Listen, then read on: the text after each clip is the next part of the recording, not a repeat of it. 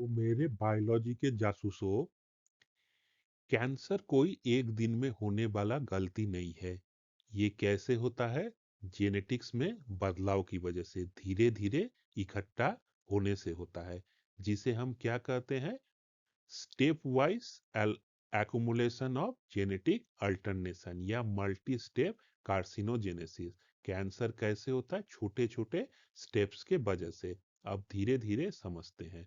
तो सबसे पहले बेटा हम लोग मिलेंगे एक जीन्स के बारे में। हम लोग क्या जाने हैं कि किस वजह से कैंसर होता है? जेनेटिक अल्टरनेशन, जीन्स में बदलाव के आने के कारण। तो सबसे पहले आज हम लोग जासूसी में किससे मिलेंगे?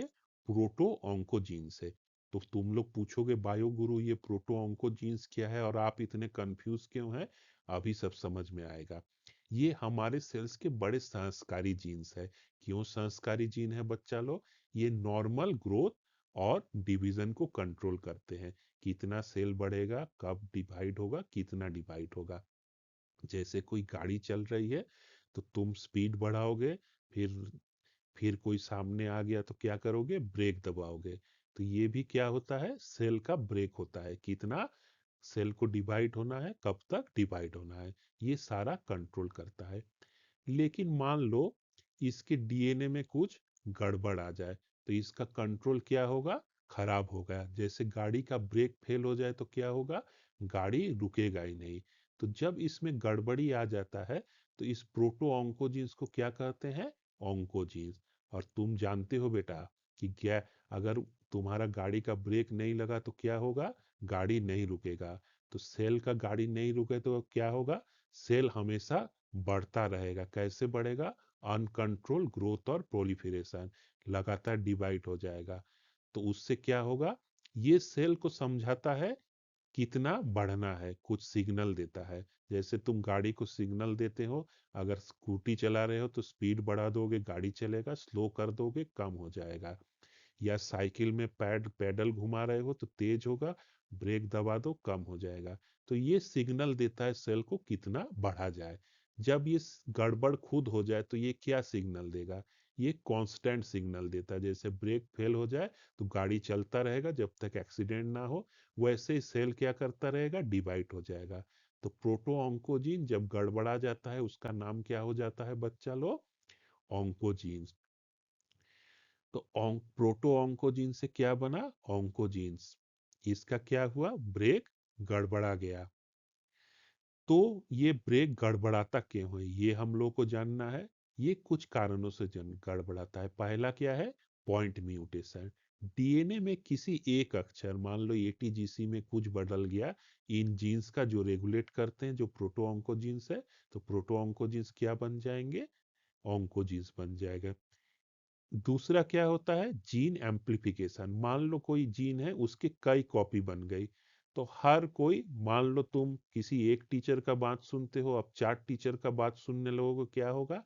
कंफ्यूजन क्रिएट होगा। उसी तरह बार बार कई जीन, अगर एक से ज्यादा जीन की कॉपी बन जाए तो सारे कंट्रोल करेंगे और कंट्रोल आखिर क्या होगा?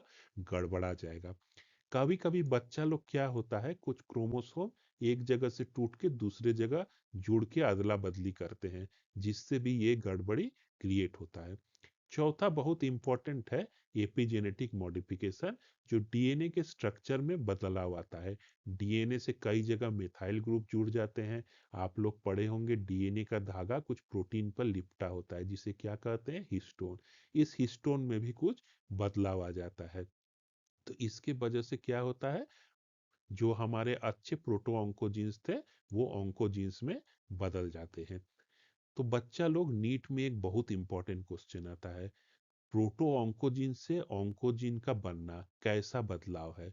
तो ये कैसा बदला है? Gain of function mutation. बहुत बार ये क्वेश्चन आ सकता है।